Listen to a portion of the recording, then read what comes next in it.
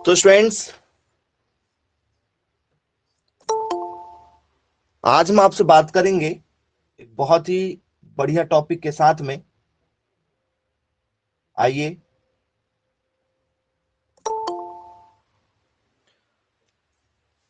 Question है हमारा agriculture में क्रॉप और एनिमल पर चर्चा करते हुए एनिमल के कुछ क्वेश्चनों के साथ हम स्टार्ट कर रहे हैं। बहुत ही बढ़िया टॉपिक जो पेपर में लगातार पूछा जा चुका है, उस टॉपिक पर हम चर्चा करेंगे क्वेश्चन के साथ में। चलिए, तो क्वेश्चन है हमारा दी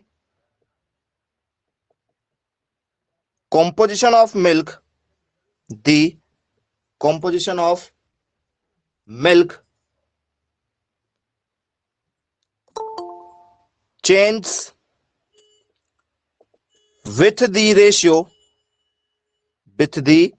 ratio of। क्वेश्चन क्या कह रहा हमारा, दूध का संगठन निम्न के अनुपात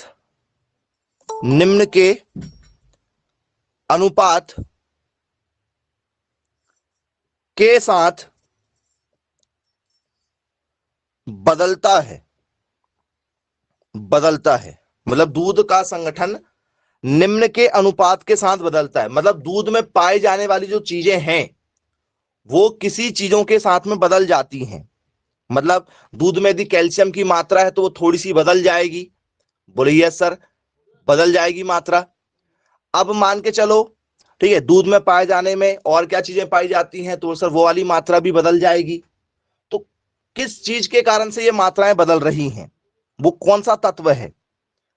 तो सर उस तत्व के नाम लिखते हैं जरा, किसके कारण से दूध की मात्रा में परिवर्तन आ जाता है। आइसो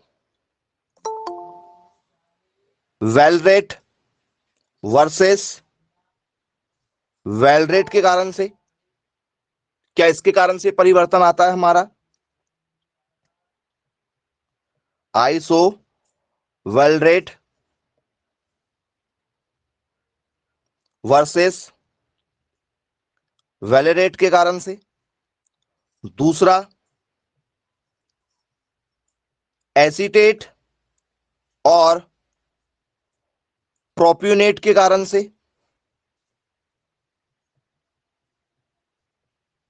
एसीटेट वर्सेस प्रोप्यूनेट के कारण से, या ऑप्शन सी, ठीक है,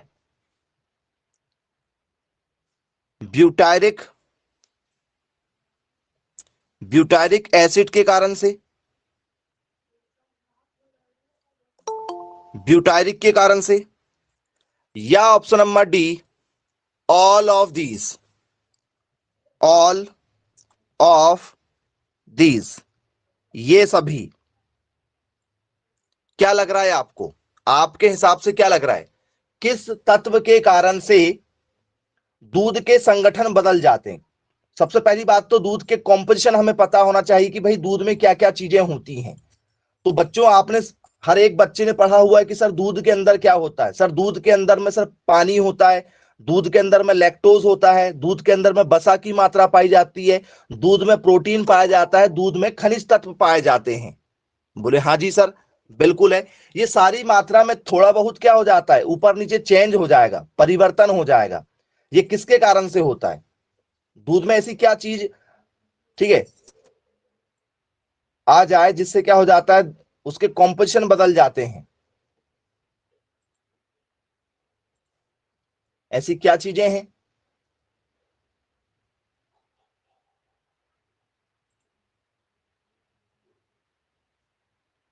चलिए जरा चेक करते हैं कि वो कौन सी चीजें हैं जिसके कारण से क्या होता है, ये परिवर्तन हमें देखने को मिलता है। ऑप्शन नंबर आप जो भी दे रहे हैं सब गलत आंसर दे रहे हैं। चलिए, करेक्ट आंसर क्या होगा? ठीक है, आइए जरा टॉपिक पर चर्चा करते हुए। तो स्टूडेंट्स, पेपर में यदि हमसे पूछा जाए तो ऑप्शन नंबर जो है हमारा बी जो होगा ये करेक्ट आंसर होगा। ऑप्शन नंबर क्या होगा? बी जो होगा उसे करेक्ट आंसर माना जाएगा। तो बोलिए यस सर, बी को करेक्ट आंसर माना जाएगा। अब ये क्या होते हैं? तो बोले सर ये होते हैं माइक्रोबियल, जो विकास करते हैं, जो चीजों का विकास करते हैं। एसीटेट, एसीटेट एक पदार्थ है जो क्या होता है, जानवरों के शरीर में पाया जाता है। एसीटेट और प्रोपिनेट ये दोनों पदार्थ क्या होते हैं, आपको गाय के भैंस के बॉडी में मिल जाएंगे, जो दूध रिलीज करते हैं उनमें मिल जाएंगे आपको एसीटेट और प्रोपियोनेट। ठीक है, ये एक प्रकार के बसा हैं, ये दोनों एक प्रकार की क्या होते हैं, बसा होते हैं। बसा, दूध में बसा पाया जाता है। बोले हाँ सर, जानवरों में भी बसा पाया जाता है, हमारे अंदर भी बसा की मात्रा पाई जाती है। मोटापा, बसा मतलब क्या होता है, मोटापा होता है। बोले यस सर, ये उनके एक एग्जाम्पल है। अब ये क्या करते हैं, दूध के कॉम्पोजिशन को बदल देते हैं, दूध के और कॉम्पोजिशन को बदल देते हैं। और सर दूध के कॉम्पोजिशन को कैसे बदलेंगे? यदि मैं आपसे बोलूं कि भैया मुझे दूध का कॉम्पोजिशन बताओ कि दूध में पानी कितना परसेंट होता है, गाय के एक दूध में पानी का परसेंटेज कितना होता है, यदि आपसे कोई पूछे तो कितना बताओगे, दूध में कितना परसेंट पानी होता है? तो सर यदि गाय का दूध आया तो 87% पानी होता है, और भैंस का दूध आया तो 83% होता है। गाय के दूध में 87% पानी होता है और भैंस के दूध में 83% पानी होता है। अब मान के चलो यदि उसमें बसा की मात्रा ज्यादा हो गई, बसा की मात्रा ज्यादा हो गई का मतलब क्या होता है कि भैया उसमें क्या हो गया, फैटी चीजें ज्यादा हो गई, फैटी चीजें ज्यादा हो गई। तो सर अब ये फैटी चीजें क्या होगा, क्या करेगा भाई, बसा, बसा क्या करेगा वहां पर बताओ, उस चीज को क्या कर देगा, गाढ़ा कर देगा, नहीं करेगा, गाढ़ा करेगा हाँ या ना? बसा जो है, बसा का मतलब क्या होता है कि भैया शरीर में क्या करता है, चिकनाई बनाता है, और साथ ही साथ में क्या करता है, मोटापा प्रदान करता है। तो पानी की मात्रा यदि बसा यदि ज्यादा हो गया तो पानी की मात्रा में परिवर्तन देखने को मिल सकता है कि नहीं देखने को मिल सकता? ये जो है ये बसा है, फैट है। यदि इसकी मात्रा बढ़ी तो पानी का परसेंटेज हो सकता है कि 87 से मान के चलो 86% हो जाए, ये 83 से मान के चलो 82 कुछ हो जाए। 1% भी यदि ऊपर नीचे यदि हो रहा है तो मतलब ये क्या कर रहा है, दूध के संगठनों में कॉम्पोजिशन ऑफ मिल्क में क्या कर रहा है, परिवर्तन कर रहा है। बोले हाँ जी सर बिल्कुल ठीक है, दूध के कॉम्पोजिशन में क्या कर रहा है, ये परिवर्तन करने का काम कर रहा है। यदि आपसे पेपर में यदि पूछा गया, क्योंकि दूध में मिठास भी होती है, दूध में क्या होती है, मिठास भी पाई जाती है। बोले यस सर, दूध में मीठापन, दूध में क्या होती है, बोल सर मीठापन होता है। तो दूध में कितना परसेंट मीठापन होता है बताओ, दूध में कितना परसेंट मीठापन पाया जाता है, आपने पढ़ा हुआ होगा। बोले हाँ जी सर, दूध में मीठापन हमने पढ़ा हुआ है। 4.5 इज द करेक्ट आंसर। 4.5, 4.2 के आसपास से लेकर 4.5 तक होता है। 4.5 आपका करेक्ट आंसर है, जिसे हम लोग क्या बोल सकते हैं, लैक्टोज बोल सकते हैं, जिसे हम लोग क्या बोल सकते हैं, लैक्टोज पाया जाता है दूध में।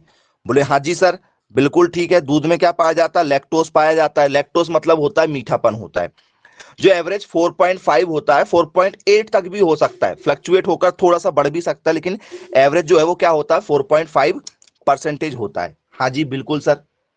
अब यदि आपसे पेपर में जाए कि भैया बसा की मात्रा कितनी पाई जाती है दूध के अंदर, दूध के अंदर फैट कितना परसेंट पाया जाता है, बसा कितना परसेंट पाया जाता है बताओ, बसा, बसा की मात्रा।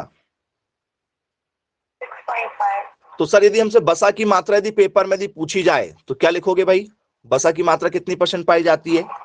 सर बसा की मात्रा जो होती है लगभग लगभग 3.4 टू 4.2 के आसपास में होती है।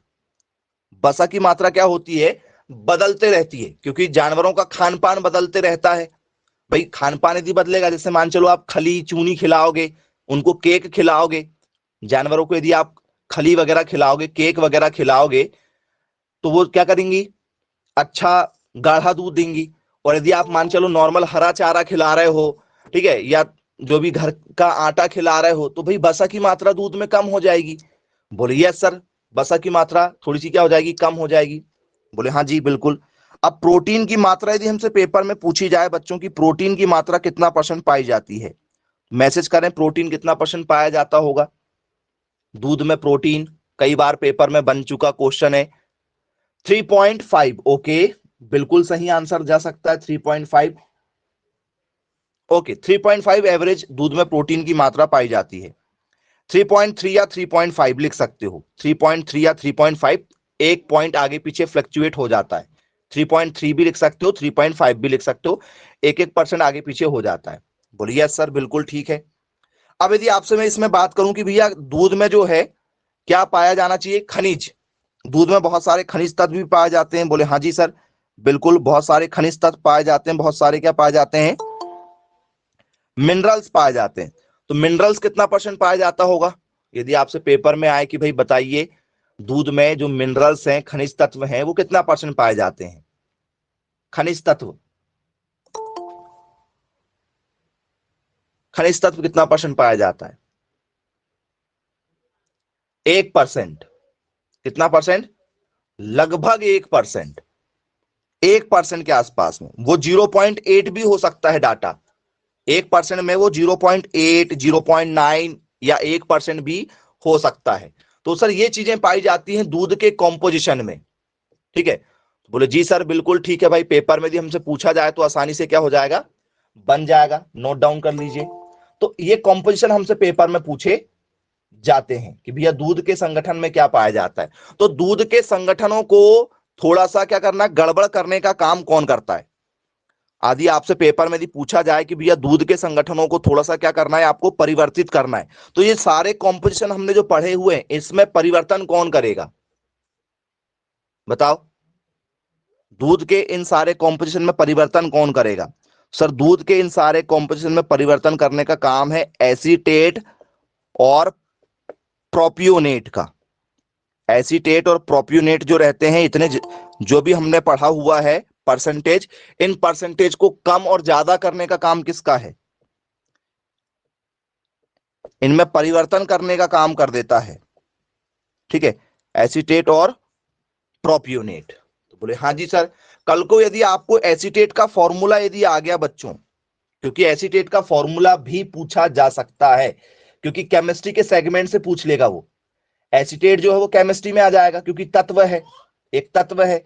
बोलिए सर अभी एसीटेट का फॉर्मूला क्या होता है, किसी ने आपसे पूछा भाई एसीटेट का फॉर्मूला बताओ, तो क्या होता है एसीटेट का फॉर्मूला, तो C2H3O2 ये फॉर्मूला होता है। क्या होता है, ये फॉर्मूला होता है। किसका फॉर्मूला है ये, किसका फॉर्मूला है ये, सर एसीटेट का फॉर्मूला है।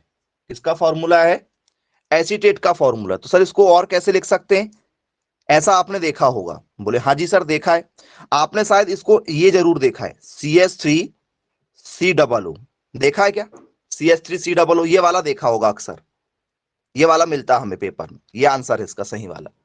कार्बन कितने, दो, एक कार्बन ये, एक कार्बन ये। एच कितने, तीन, ये तीन। ऑक्सीजन कितने, दो, ये दो।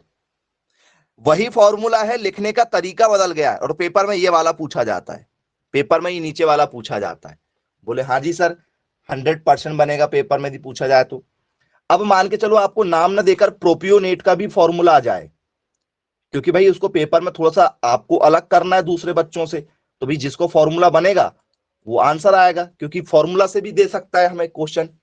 प्रोपियोनेट का फॉर्मूला क्या होता है, यदि आपसे किसी ने कहा कि भैया प्रोपियोनेट का फॉर्मूला बताओ, क्या लिखोगे प्रोपियोनेट के फॉर्मूले में, क्या होता है प्रोपियोनेट का फॉर्मूला। सर प्रोपियोनेट का फॉर्मूला थोड़ा इजी है, क्या होता है, C3H6O2 होता है। C3H6 क्या होता है, O2 होता है। तो बोले यस सर बिल्कुल ठीक है भाई, बन जाएगा हमसे। बेटा आयुष नाम से कौन जुड़ा हुआ है, रेड बटन के बाजू में वीडियो ऑफ करने का ऑप्शन है, ऑफ करें अपना वीडियो। चलिए हो गया, चलिए क्लियर है, ओके ठीक है। अब स्टूडेंट्स, दूध के संगठनों में परिवर्तन होने का काम यदि पूछा जाएगा आपसे तो ये फॉर्मूले से पूछा जा सकता है। हो सकता है कल को आपको नाम ना दे, आपको फॉर्मूला दे दिया जाए, तो ये फॉर्मूला आप अच्छे से याद रखिएगा। तो बोले जी सर बिल्कुल ठीक है भाई, बहुत ही अच्छे तरीके से क्या करेंगे हम लोग, फॉर्मूले को याद रख सकते हैं। तो बोले जी सर बिल्कुल 100% हमसे बन जाएगा भाई, पेपर में यदि पूछा जाएगा तो। चलिए आगे की ओर चर्चा करते हुए बढ़ते हैं इसमें। अब हम आगे बात करेंगे क्रॉप पर ही बेस्ड, एक टॉपिक बोल सकते हो आप। क्रॉप और साइंस का एक मिक्स्ड टॉपिक है जो पेपर में हमसे बार बार पूछा जाता है। ठीक है, क्रॉप और इसका बेस्ड टॉपिक। ठीक है, यदि हम फसलों को लगा रहे हैं तो the normal Atmos normal atmospheric pressure is ये आपसे पेपर में पता नहीं कितने बार पूछा जा चुका क्वेश्चन, बहुत ही आईएमपी क्वेश्चन है। ठीक है, सामान्य वायुमंडलीय सामान्य वायुमंडलीय दबाव होता है, सामान्य वायुमंडलीय दबाव होता है। वायुमंडल का प्रेशर तो भाई खेती के लिए भी जरूरी है, क्योंकि हवाएं तेज चलेंगी तो भी दिक्कत, कम चलेंगी तो भी दिक्कत। बारिश में तो हवाएं तेज चलती हैं, फसलें गिरा देती हैं। गर्मियों में भी देखा होगा आपने, चक्रवात बन जाते हैं, तूफान आ जाता है बहुत गर्मियों में। तो वो वायुमंडलीय दबाव जो है वो कितना होना चाहिए, 76 mmHg होना चाहिए, या फिर वो 76 सेंटीमीटर ऑफ Hg होना चाहिए, या 76 न्यूटन मीटर स्क्वायर होना चाहिए, या 76 पास्कल होना चाहिए। 76 तो होगा, बोले सर ये तो कंफर्म हो गया है। वायुमंडलीय दबाव को किस में मापा जाता है, मर्क्यूरिक में मापा जाता है, ठीक है, या न्यूटन मीटर में नापा जाता है। न्यूटन तो बल की इकाई होती है, आपने पढ़ा हुआ होगा, न्यूटन जो है वो बल की इकाई है। चलिए बहुत बढ़िया।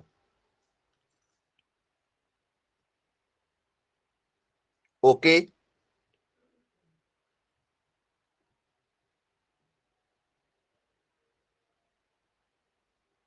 पेपर में लगातार पूछा जा चुका एक इंपॉर्टेंट क्वेश्चन, जिसका करेक्ट आंसर होगा स्टूडेंट्स हमारा 76 centimetre of Hg, 76 centimetre of Hg। बोले सर अब ये एटमॉस्फेरिक प्रेशर मतलब वायुमंडलीय दबाव होता है। यदि आपसे किसी ने पूछा कि भैया ये एटमॉस्फेरिक प्रेशर क्या होता है, तो मैं आपको बताता हूं कि एटमॉस्फेरिक प्रेशर एक्चुअल में है क्या चीज, किसे कहा जाता है। वायुमंडलीय दबाव एक्चुअल में होता क्या है, इसको किससे नापा जाता है। Hg मतलब होता है मर्क्यूरी। जो आप बुखार यदि आपको आती है तो फीवर होने पर आप जब डॉक्टर के पास जाते हो तो वो आपको जो, ठीक है, थर्मामीटर लगाते हैं, तो थर्मामीटर में आपको जो बुखार है जो ऊपर बताता है, आपके बॉडी का टेम्परेचर जो है वो गर्म है, कितना गर्म है, तो वो आपको बताता है कि आपको भी 102 डिग्री बुखार हो गया, 104 डिग्री बुखार हो गया। तो उसमें मर्क्यूरी जो होती है वो मर्क्यूरी क्या करती है, मेजर करती है चीजों को। तो सर इसमें भी मर्क्यूरी होती है। समान वायुमंडलीय दबाव जो मापा जाता है वो 76 सेंटीमीटर ऑफ Hg में मापा जाता है। वो सर ये एक्चुअल में है क्या, एक्चुअल में है क्या, वायुमंडलीय दबाव एक्चुअल में होता क्या है। तो सर आपके आसपास की हवा में वजन होता है, आपने देखा होगा हवा में वजन होता, हमें फील होता है कि भैया हमें हवा ने छू कर गया है, और हर उस चीज के खिलाफ दबाव डालती है जिसे वह छू सकती है। मान के चलो आपने कभी देखा होगा कि किसान क्या करते हैं खेतों में एक, ठीक है, ऐसा यंत्र बना देते हैं जो हवा के द्वारा क्या करता है, घूमता है। बोले यस सर देखा हुआ हमने, पवन चक्की, पवन चक्की भी देखा हुआ है हमने नॉर्मली। बोले यस सर, जब हवा चलती है तो पवन चक्की घूमती है। या फिर हम लोग खिलौने खेलते थे, वो ऐसी चक्री आती थी, ठीक है, तो वो चक्री भी क्या होती थी, हवा के द्वारा घूमती थी। बचपन में खेला होगा, बोले यस सर विंड व्हील, ठीक है। तो क्या होता है, उस पर वो दबाव डालती है। तो हवा जो किसी भी चीज को छू सकती है, मतलब उसे क्या कर सकती है, उससे जाके टकरा सकती है, उन सभी में क्या होता है, दबाव डालती है। जब कभी बहुत तेज हवा चलती तो आप जिधर हवा चल रही है, जिस ओर की हवा चल रही है उसकी विपरीत दिशा में चल के देखो, हवा आपको ढकेलती है। आपको क्या करती है, ढकेलती है। तो बोले यस सर, बिल्कुल ठीक है भाई। पेपर में यदि हमसे वायुमंडलीय दबाव यदि पूछा जाए तो सर क्लियर हो गया हमें। तो क्या लिखेंगे इसमें, तो आइए जरा डेफिनेशन के साथ लिखते हैं और इसको समझते हैं कि ये वायुमंडलीय दबाव जो है वो क्या होगा। तो सर, एक सतह पर, एक सतह पर ऊपर की हवा, एक सतह पर ऊपर की हवा द्वारा लगाया गया, लगाया गया बल ही वायुमंडलीय, वायुमंडलीय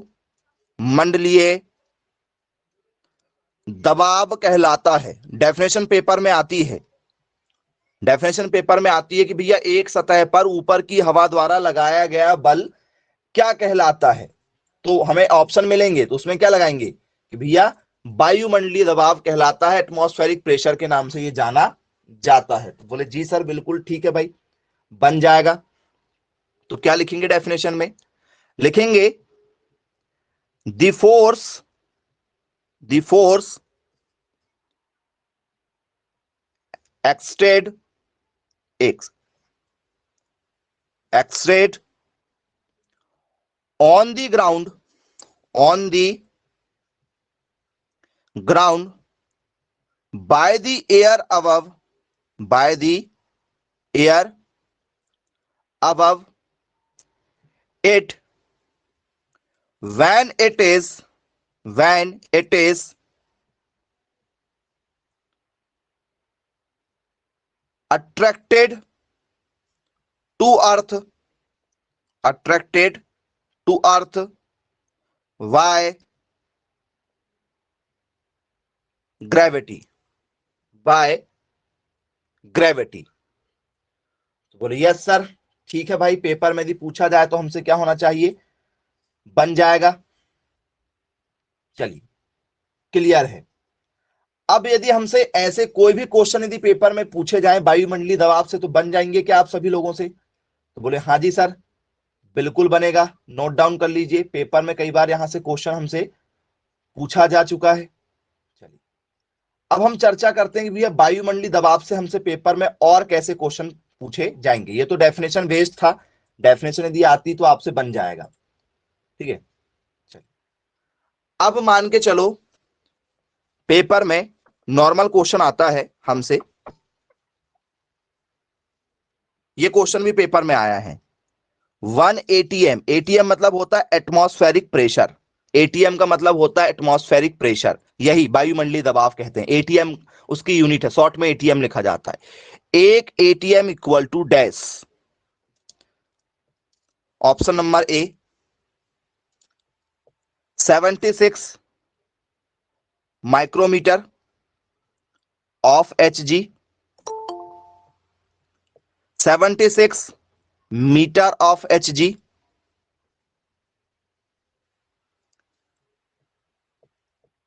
70, ठीक है 760 centimetre of HG. Option number D इनमें से कोई नहीं। क्या होना चाहिए आपके हिसाब से,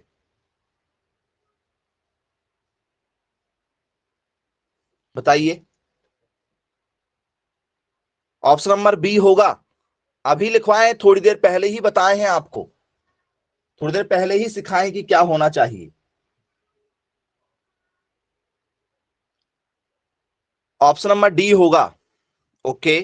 चलिए आपको हमने थोड़ी देर पहले ही बोले हैं कि भैया 76 क्या होगा, सेंटीमीटर ऑफ क्या होगा, एचजी होगा, ये हमने आपको बताए हैं, ये आपको बताया गया है, ये सेंटीमीटर में बताया गया है, ये आपको सेंटीमीटर में बताया गया। तो ये कहां से हो जाएगा, ये कितना है ये 76 है, 76 लिखा हुआ है, ये 760 लिखा, ये कहां से सिमिलर हो गया? दोनों मिलाओ जरा, कहां से एक समान हो गया जी? एक समान थोड़ी हुआ। ये वाला भाई साहब मीटर में दिया गया है, ये मीटर में है, ये सेंटीमीटर में, ये भी नहीं होगा। तो भैया सेंटीमीटर को यदि आप माइक्रोमीटर में कन्वर्ट करोगे ना तो मल्टीप्लाई 10 हो जाता है, मल्टीप्लाई क्या हो जाता है 10, और सेंटीमीटर की यूनिट हो जाती है हमारी माइक्रोमीटर में। आंसर हो जाएगा 760 mm ऑफ Hg। पेपर में पूछा गया है, मैंने आपको ये बताया, और आपको यदि ये ऑप्शन मिल गया तो सब लगा के जाएंगे, ये वाला 76, सब 76 लगा के जाएंगे, क्योंकि सर सेंटीमीटर की जगह में हो सकता है मीटर हो जाएगा। तो थोड़ा सा आप ध्यान रखिएगा कि भैया 76 सेंटीमीटर में होगा, और 760 जो होगा वो माइक्रोमीटर में होगा, यहां पर mm में होगा। बोले जी सर बिल्कुल ठीक है। अब वायुमंडलीय प्रेशर जो होता है, ठीक है, हमसे पेपर में यहां से काफी कुछ जो है क्वेश्चन निकलते हैं, उन क्वेश्चनों को आपके साथ में रखते हैं, बताइएगा क्या हो सकता है। चलिए, कुछ बहुत ही बढ़िया क्वेश्चन जो कई बार एग्जाम में पूछे गए हैं, उन क्वेश्चनों को आपके साथ में रखते हैं।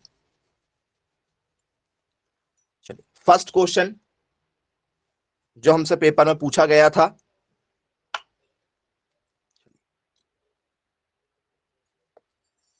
What is force, what is force exist on the surface, on the surface y the column of air above it called। ये लो, बहुत ही बढ़िया क्वेश्चन आ गया भाई पेपर में आपके लिए। तो अब आपको ये क्वेश्चन का आंसर बताना होगा कि ये क्या पूछना चाह रहा है। तो हिंदी में देखो क्या कह रहा क्वेश्चन, ठीक है। किसी के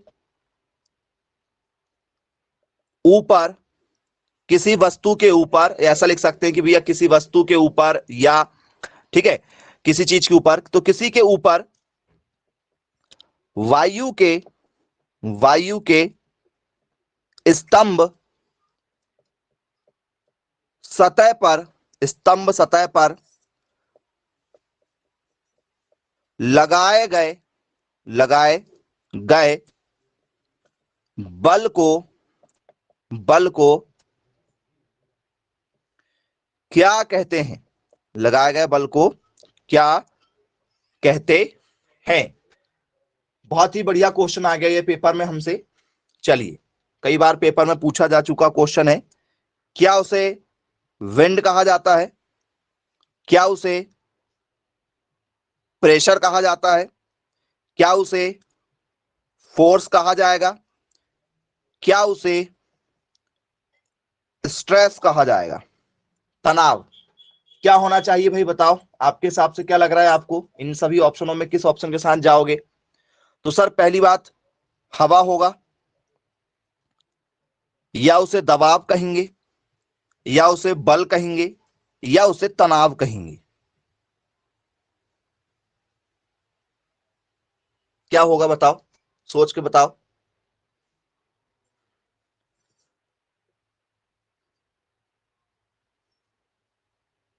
चलिए, जो बच्चे टॉपिक्स पता है कि टॉपिक ही वही चल रहा है, उसके बाद भी सही आंसर नहीं दे सकते, भगवान उनका कुछ नहीं करेगा। ठीक है, बताओ। अब ऑप्शन सी बताने लगे, मतलब मैं बल का टॉपिक पढ़ा रहा हूं आपको, है ना, मैं आपको बल का टॉपिक पढ़ा रहा हूं इसलिए बल बता रहे हैं। मैं आपको हवा का टॉपिक पढ़ा रहा हूं इसलिए आप हवा बता रहे हैं। भैया यहां पर दबाव का टॉपिक चल रहा है ना, प्रेशर का, और आपको अभी डेफिनेशन भी लिखवाया हूं मैंने कि किसी वस्तु के ऊपर यदि क्या होगा, ऊपर क्या लगेगा, एक बल लगेगा। किसी वस्तु के ऊपर यदि कोई एक बल लगेगा तो वो बल क्या कहलाता है? अभी डेफिनेशन लिखे हो क्या थोड़ी देर पहले कि नहीं लिखे? वायुमंडलीय दबाव की एक डेफिनेशन लिखे हो कि किसी वस्तु के ऊपर यदि क्या होगा, एक बल लगाया जाएगा तो वो बल क्या कहलाएगा हमारा, दबाव कहलाता है। तो बोलिए यस सर, प्रेशर कहलाएगा। चलिए क्लियर है। अब दबाव हो गया, ये डेफिनेशन पर क्वेश्चन आया था, अभी आपको थोड़ी देर पहले हमने डेफिनेशन लिखवाए हैं। तो बोले जी सर बिल्कुल ठीक है भाई, बन जाएगा। अब साइंस में फिजिक्स से ही एक क्वेश्चन आ जाता है यहीं से, जो पेपर में पता नहीं कितने बार आया है। ठीक है, बहुत बार आ चुका, बार बार बार बार पेपर में आ चुका क्वेश्चन। बोले सर क्या, इंस्ट्रूमेंट से एक क्वेश्चन हमसे फिजिक्स वाले सेगमेंट पर आएगा। Which instrument is used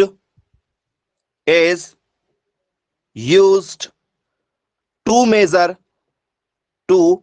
measure atmospheric pressure। बहुत बार पेपर में ये पूछा जाने वाले क्वेश्चनों में से एक। किस यंत्र की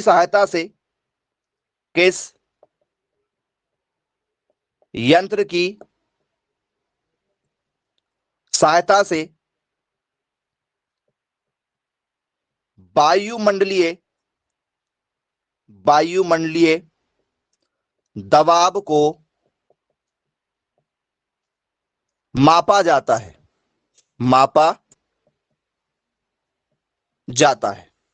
किससे मापा जाता है? चलिए ऑप्शन है हमारा, क्या ये, ठीक है, थर्मोमीटर से मापा जाएगा, थर्मोमीटर जी, किससे मापा जाएगा बोले, एक सेकंड, क्या ये थर्मामीटर जिसे हम लोग कहते हैं, क्या ये थर्मोमीटर से मापा जाएगा? ठीक है, क्या ये थर्मोमीटर से मापा जाएगा? दूसरा, क्या ये हमारा विंड वैन से मापा जाएगा? ठीक है, विंड वैन। सी, क्या ये हमारा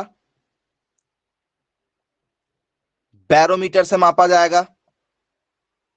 ठीक है, बैरोमीटर से मापा जाएगा। या ये हमारा हाइड्रोमीटर से मापा जाएगा, हाइड्रोमीटर। चलिए बताइए किससे मापा जाना चाहिए? चलिए वेरी गुड, क्या बात है, सही आंसर देते हुए सभी बच्चे।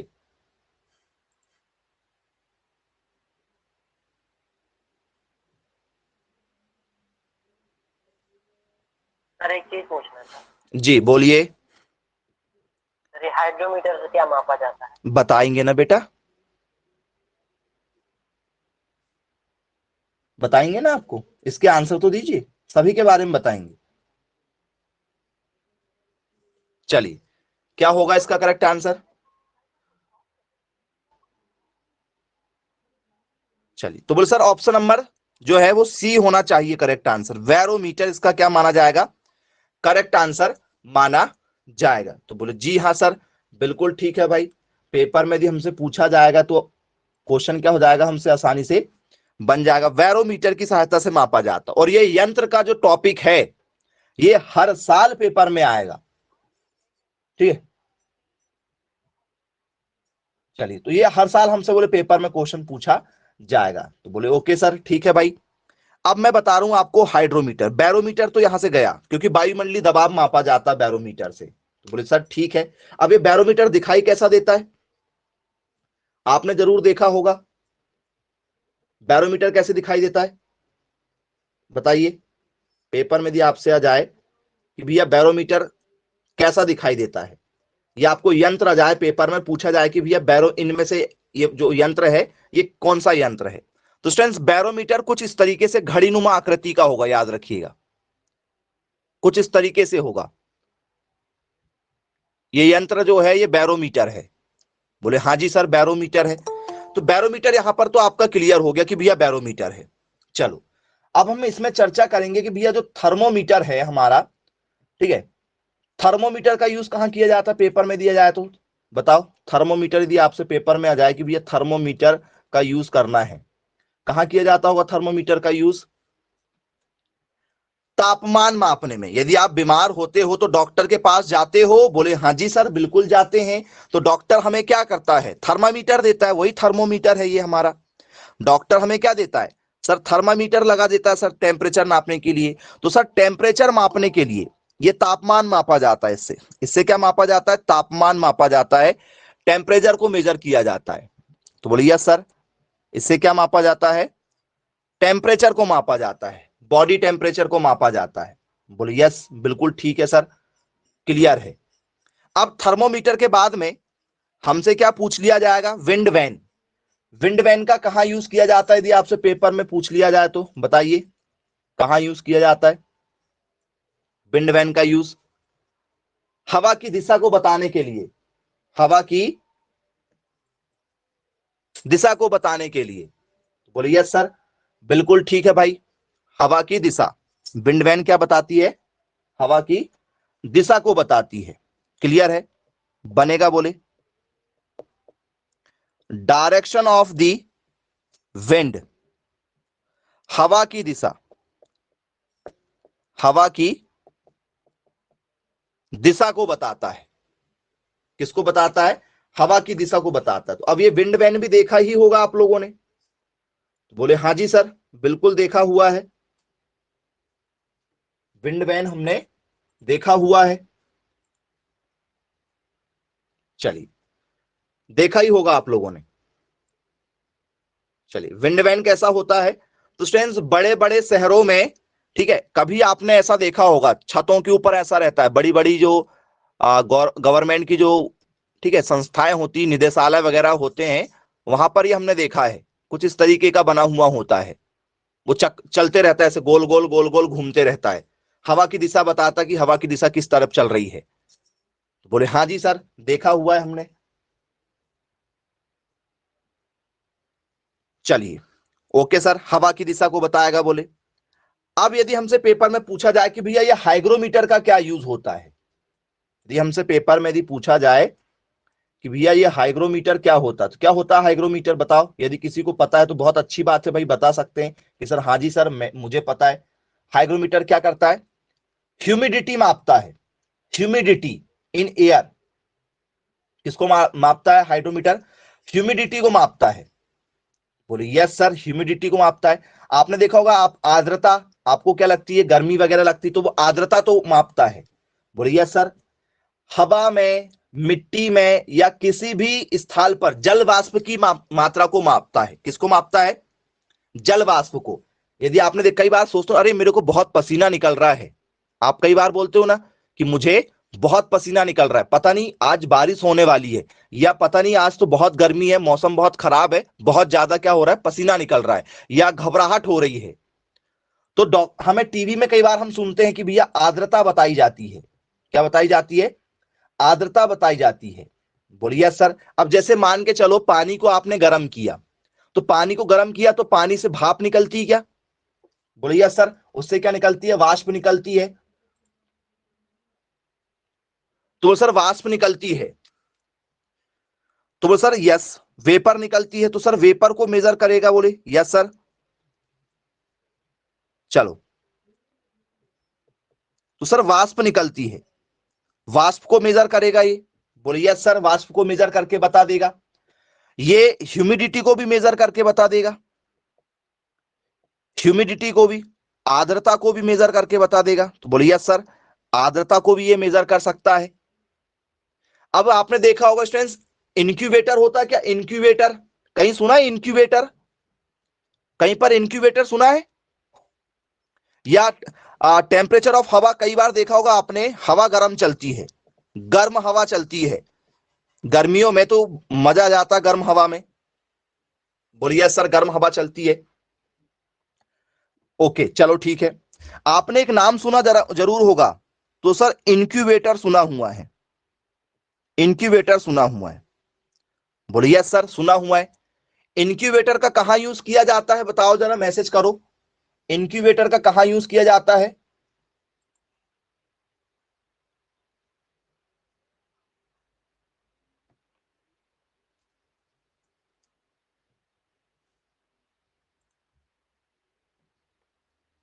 सुना है? बोले हाँ सर सुना हुआ है। चलो, इंक्यूबेटर आपको पता है, तो सर इंक्यूबेटर का जो यूज होता है उसमें चूजों को रखा जाता है।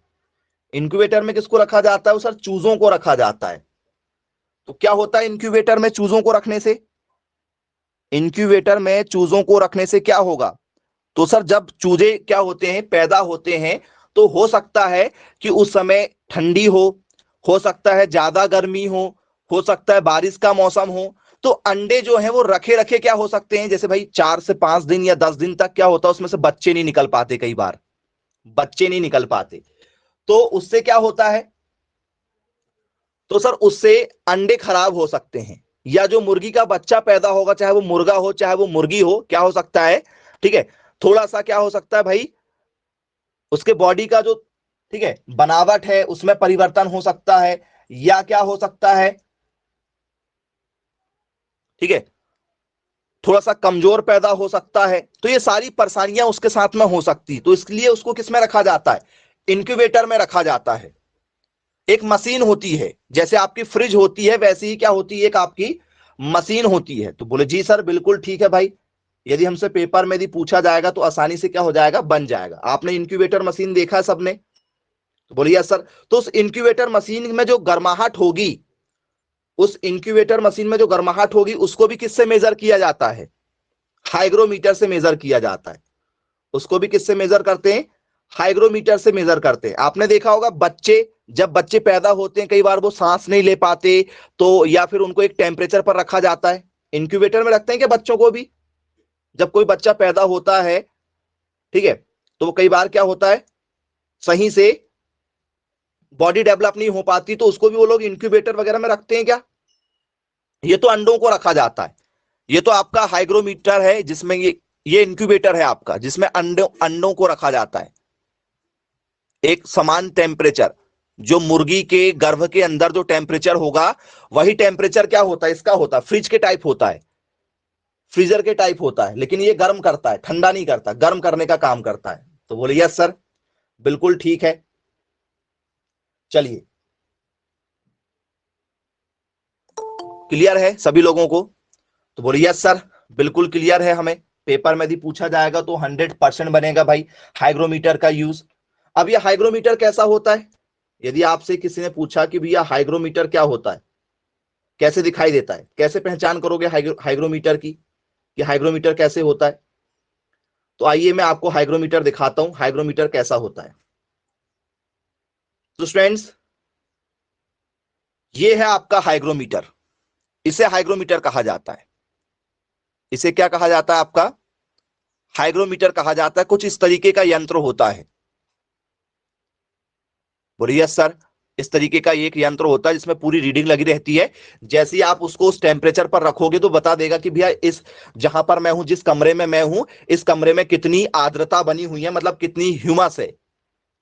आप एक खुला कमरा रखोगे, यदि हवा आएगी जाएगी तो कमरा ठंडा हो जाएगा, लेकिन यदि आप किसी कमरे को बंद रखो बहुत दिनों तक तो उसमें घबराहट होने लगती है। जैसे कई बार आपने देखा होगा, कार कार यदि आपकी धूप में खड़ी हुई है और यदि आप धोखे से कार में बैठ गए, ठीक है, तो पसीना पसीना हो जाओगे। बोले हाँ सर बिल्कुल होता है अक्सर करके। इसलिए देखा होगा जो धूप में या शहरों के साइड में जो गाड़ियां खड़ी होती, कार खड़ी होती, तो वो अपनी हल्का सा अपना शीशा जो है हल्का सा नीचा करते हैं, 1 या 2 अंगुली नीचा करके रखते हैं। क्यों करते हैं वो लोग? बोल सर जिससे हवा जो है अंदर की जो ह्यूमिडिटी है वो बाहर निकल जाए। तो बोले यस सर। तो ये सब क्या है? ये हाइग्रोमीटर से मापा जाता है। किससे मापा जाता है? हाइग्रोमीटर से मापा जाता है। तो पेपर में यदि हमसे पूछा जाएगा तो बनेगा क्या, सभी लोगों से नोट डाउन कर लीजिए। बोले जी सर बिल्कुल। पेपर में यदि हमसे पूछा जाएगा तो 100% हमसे क्या होगा, यहां से क्वेश्चन बनेंगे ही बनेंगे। नोट डाउन करिए सभी लोग। चलिए, अब स्टूडेंट्स हम बात करने वाले हैं एग्रीकल्चर मैथ्स के एक बहुत ही शानदार टॉपिक का, जो पेपर में लगातार पूछा जा चुका है। एग्रीकल्चर मैथ्स जो सबसे ज्यादा इंपॉर्टेंट है। यदि आपकी मैथ्स में बहुत ही शानदार कमांड रहेगी, ठीक है, तो आपका जो रिजल्ट है, ठीक है, वो बहुत ही बढ़िया आएगा, शानदार आएगा। बोलिए सर। बात करते हैं जरा। टॉपिक है हमारा लघु गणक का। लघु गणक का एक पैटर्न जो है वो पेपर में बहुत ही फेमस पैटर्न है। हर साल पेपर में पूछा जाता है, लॉगरिथम के नाम से जाना जाता है। ठीक है, लॉगरिथम के नाम से जाना जाता है। चलिए एक क्वेश्चन के साथ मैं आपको उसको बताना चाहूंगा। देखिए स्टूडेंट्स, लॉगरिथम में, ठीक है, पेपर में एक क्वेश्चन पूछा जाता है हमसे। पैटर्न जरा देखिएगा, लॉग ए, यहां पर क्या है, मान चलो यहां पर एक्स है, यहां एक्स नहीं, यहां पर और कोई नंबर कर लेते हैं। मान चलो यहां पर आपका हो गया जेड है, जेड या एन, कोई भी नंबर ले लो, और यहां पर बी है। इस फॉर्मेट में यदि हमें कोई क्वेश्चन मिलता है, ठीक है, इस फॉर्मेट में यदि हमें कोई क्वेश्चन मिलता है तो क्या हमारा आंसर होना चाहिए, यह हमसे पेपर में पूछा जाता है। हर साल पेपर में पूछा जाता है क्वेश्चन यहां से। तो जरा ध्यान से सुनिएगा क्या होगा। तो सर ये जो जेड होता है, ये जेड जैसे का वैसा ही रहता है, जेड में कोई परिवर्तन नहीं होता। ए यहां पर जो रहता है वो यहां पर आ जाता है, और ये उसकी पावर में आ जाती है। बहुत ही बेसिक सा क्वेश्चन है जो पेपर में पूछा जा चुका है, कई बार पूछा जा चुका है। बोलिए यस सर। क्वेश्चन कैसा पूछा जाता है, इफ log 2 x बराबर 3 देन x इज a, यदि यदि log 2x बराबर 3 तो x का मान है, x का मान है। यह हमसे क्वेश्चन पूछा जाता है। तो क्या होगा, ऑप्शन जरा सुनिएगा क्या होगा। क्या, ठीक है, 6 होगा या 9 होगा या, ठीक है, 5 होगा या 8 होगा। किस आंसर के साथ जाना चाहेंगे आप, किस आंसर के साथ जाना पसंद करेंगे बताइए। चलिए सभी बच्चे 8 के साथ जाना पसंद कर रहे हैं। 8 इज अ करेक्ट आंसर बोले। 8 जो होगा वो क्या होगा, करेक्ट आंसर होगा। बोले ओके, सही आंसर है भाई, 8 आपका करेक्ट आंसर होगा। तो सर 8 जो है वो करेक्ट आंसर। तो सर पेपर में यदि हमसे पूछा जाएगा तो बन जाएगा बोले, है ना, 100% हमसे पेपर में यहां से क्वेश्चन बन जाएंगे। चलिए नोट डाउन कर लीजिए।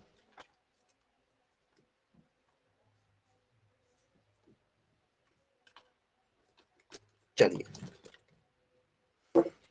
अब हम बात करेंगे सॉल्व कैसे करेंगे इसको। आओ जरा सॉल्व करके देखते हैं। तो सर x का x ही रहेगा, x में कोई परिवर्तन नहीं होगा, x जैसे का वैसा ही रहेगा। यहां का जो नंबर हमने देखा था, यहां नीचे का जो नंबर है वो यहां आ जाएगा, मतलब नीचे कौन है सर, 2, 2 यहां जाएगा, ये उसकी पावर में आ जाएगी। 2 की पावर 3 होगी, मतलब 2 कितने बार है सर, 3 बार है, 3 बार है। 2 कितने बार है, 3 बार, 1 2 3 बार। तो 2 2 जा 4, 4 2 जा 8, 4 दूनी कितना हो गया हमारा, 8 भी हो गया। बोलिए सर, तो x का मान कितना आ गया हमारा, 8 निकल कर आ गया। बोले हाँ जी सर, ठीक है भाई, क्लियर है। अब यहीं पर मान के चलो 4, 2 की जगह क्या हो जाए आपका, 5 हो जाए, 5।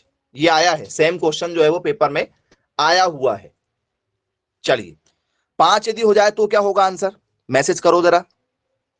क्वेश्चन में 5 आ गया है, क्वेश्चन में क्या आ गया है, 5 आया है। ओके वेरी गुड, बहुत बढ़िया बहुत बढ़िया। तो क्या होगा आंसर, तो बोल सर x जैसे का वैसा ही रहेगा।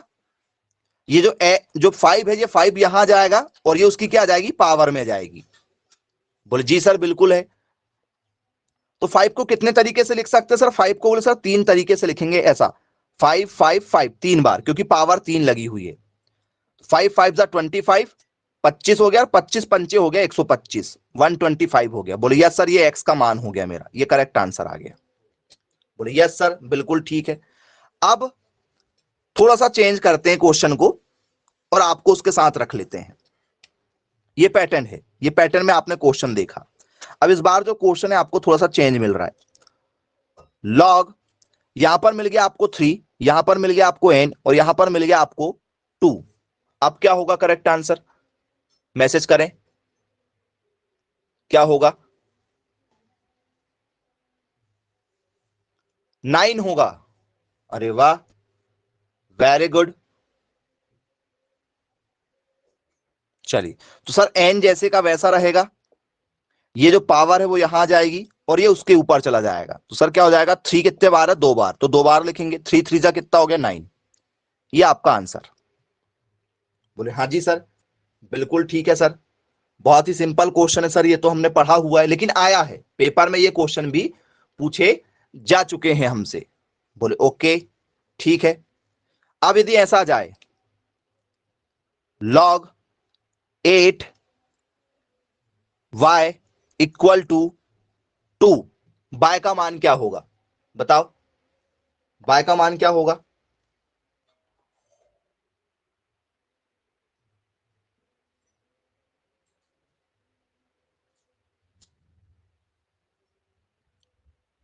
सर y जैसे का वैसा, y जैसे का वैसा 8 यहां जाएगा और ये उसकी पावर में जाएगी। कितना हो गया, 64 हो गया। तो बोले जी सर बिल्कुल ठीक है। यहां आपको कोई भी दिक्कत जाएगी क्या, तो वो सर नहीं जाएगी। ये वाला जो पैटर्न है, इस पैटर्न पर यदि कोई भी क्वेश्चन आया तो हमसे 100% बनेगा। चलिए क्लियर है। अब थोड़ा सा आपके लिए चेंज कर रहे हैं एक पैटर्न, जो पेपर में थोड़ा सा चेंज होके आता है। log 9 x equal to 1/2, x का मान क्या होगा ये आपको यहां पर बताना है। चलिए, क्या वो मान 9 होगा, क्या वो मान 81 होगा, क्या वो मान हमारा 18 होगा, क्या वो मान हमारा 3 होगा। क्या होना चाहिए, सोच के बताइए। चलिए 3 होना चाहिए। बोले ओके, आपको ऐसा लग रहा है कि सर 3 होगा। चलिए देखते हैं भाई 3 होगा कि नहीं होगा, 3 होगा या नहीं होगा, इस पर जरा चर्चा करते हैं। ध्यान से देखिएगा, बहुत बढ़िया क्वेश्चनों में से एक क्वेश्चन माना जाता है। तो सर क्या होना चाहिए भाई, तो सर देखो x का x में कोई चेंजेस नहीं हो रहा, x का x, ये 9 अंदर आया, उसकी पावर ये लगती है। बोलिए सर पावर, ये नंबर यहां जाता है, पावर ये लग जाती है।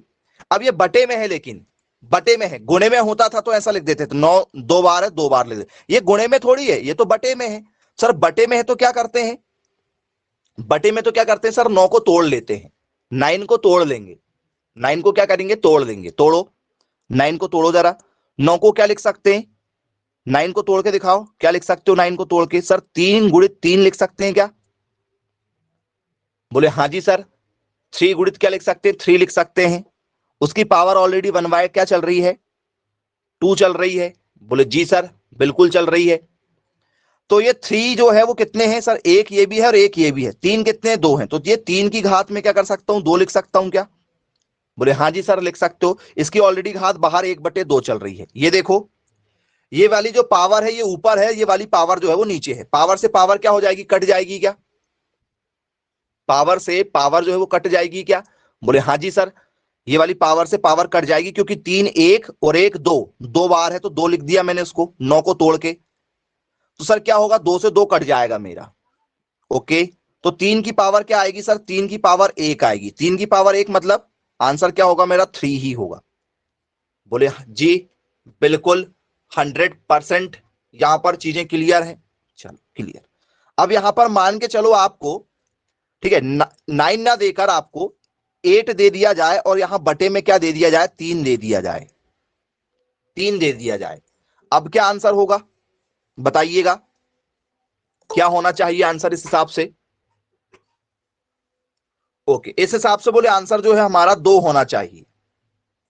आंसर क्या होना चाहिए, 2 होना चाहिए। तो कैसे होगा भाई पॉसिबल 2, आंसर 2 पॉसिबल कैसे होगा। तो सर x जैसे का वैसा नंबर लिखेंगे, यहां उसकी पावर चली जाएगी 1/3। बोलिए सर। अब आपको पता है कि ये पावर अपॉन में है, अपॉन वाली चीज नहीं कटती है, अपॉन में चीजें नहीं कटती हैं।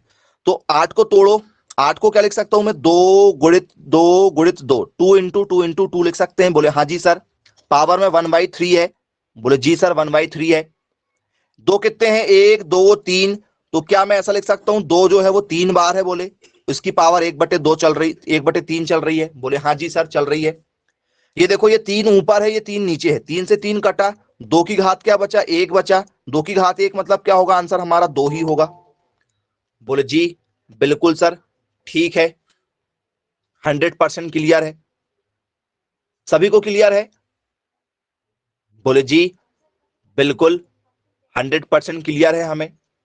अब मान के चलो, ठीक है, यही क्वेश्चन यदि आपको, ठीक है, दूसरे तरीके से यदि पूछ लिया जाए, थोड़ा चेंज करके पूछ ले रहे हैं, बताइएगा क्या हो सकता है।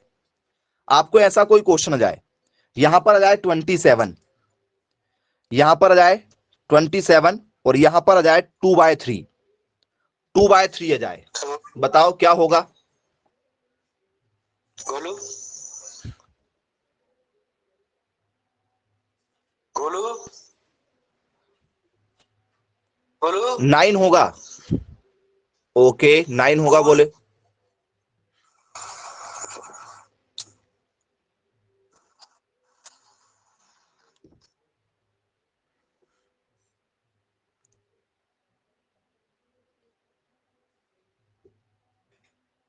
नाइन, ओके 9 के साथ जाना चाह रहे हैं आप।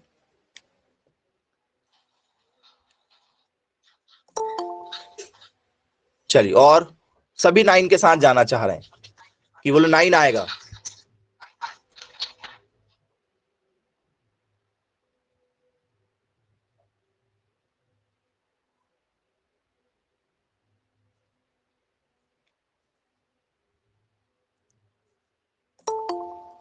चलिए देखते हैं, x का x हो जाएगा, x में कोई चेंज नहीं है। 27 हमारा यहां आ जाएगा। बोले जी सर उसकी पावर में क्या चल रही सर, 2/3 चल रहा है। 27 को क्या करना पड़ेगा हमें सर, तोड़ना पड़ेगा, तोड़ देंगे। 27 को तोड़ो जरा, किसमें, 3, क्योंकि नीचे 3 है ना, ये 3 तो 3 में ही तोड़ेंगे, क्योंकि ये इसको काटना भी हमें, ये 3 में ही तोड़ेंगे। 3 गुणित 3 गुणित 3, 3 तिया 9, 3 तिया 9, 9 तिया 27, 3 3 9, 9 3 27। बोले यस सर। उसकी पावर में 2/3 चल रहा, तो 2/3 का 3। बोले जी बिल्कुल सर ठीक है। अब ये 3 कितने हैं, 1 2 और ये 3 बार है। 3 कितने बार है, 3 बार है। तो सर ये 3 जो है 1 2 3 बार, सर हमने लिख दिया 3। इसकी घात में क्या चल रहा है सर, इसकी घात में चल रहा है 2/3। बोले यस सर 2/3 चल रहा है। अब क्या होगा, ये 3 से ये वाला 3 क्या हो गया, कट गया। तो बोले जी सर 3 से 3 क्या हो गया मेरा, कट गया।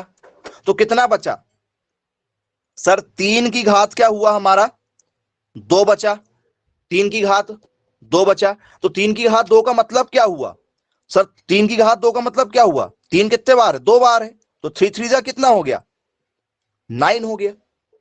जी क्लियर हुआ क्या, यदि हमसे पेपर में यदि पूछा जाएगा तो बनेगा।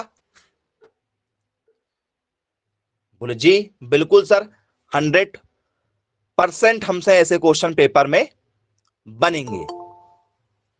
चलिए क्लियर है, ओके। अब यदि आपसे, सर एक क्वेश्चन था, जी बोलिए। लघु गणक किसे कहते हैं? लघु गणक किसे कहते हैं, चलिए डेफिनेशन आ जा रही कि भैया, ठीक है, हमारा जो लॉगरिथम है, ये लॉगरिथम क्या है।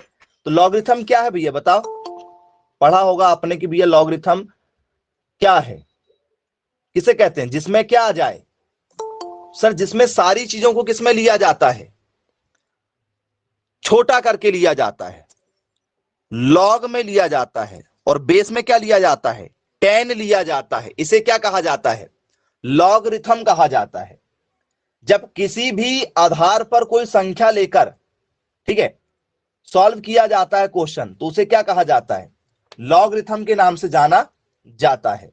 बोले यस सर क्लियर है। या किसी सारणी के माध्यम से किसी चीज को सॉल्व किया जाता है, उसे लघुगणक कहा जाता है। या किसी चीज को पृथक करना, छोटा करना, उसे लघुगणक कहा जाता है। और ये लघुगणक के बारे में किसने बताया था हमें सर, एडवर्ड जेनर ने बताया था। ये आपने 7th क्लास में पढ़ा हुआ होगा, कहीं 7th वगैरह क्लास में पढ़ा हुआ होगा। किसने बताया था लघुगणक के बारे में। हालांकि हमसे यहां से क्वेश्चन तो नहीं पूछा जाएगा कि आविष्कार किसने किया, लेकिन एडवर्ड जेनर ने आविष्कार किया था कि भैया चीजों को हम सरल करके बताएंगे। मैथ्स को थोड़ा सा सरल करके बताएंगे तो एडवर्ड जेनर नाम के एक साइंटिस्ट थे, उन्होंने क्या किया था? सर बिल्कुल ठीक है भाई, बनेगा। चलिए नोट डाउन कर लीजिए। चलिए अब यदि यहां पर थोड़ा सा चेंज हम कर रहे हैं और आपको ऐसा जाए यहां पर 81 आ जाए, यहां पर 81 आ जाए और यहां पर आ जाए आपको 2/4, या सॉरी 2/4 नहीं, यहां पर 3/4 आ जाए, तब क्या होगा इसका आंसर? चलो सॉल्व करके दिखाओ।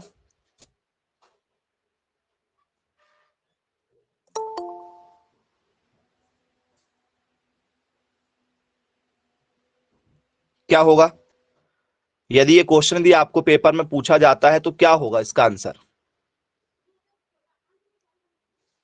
वेरी गुड, बहुत बढ़िया, बहुत सही, करेक्ट आंसर देते हुए आप सभी बच्चे।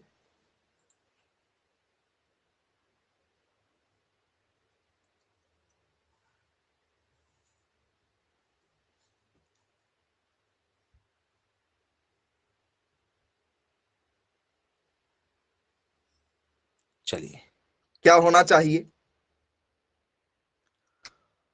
तो बोले सर सबसे पहले तो x जो लिखा हुआ सर उसको जैसे का वैसा लिखेंगे। बोले जी सर 81 का 81। बोले यस सर।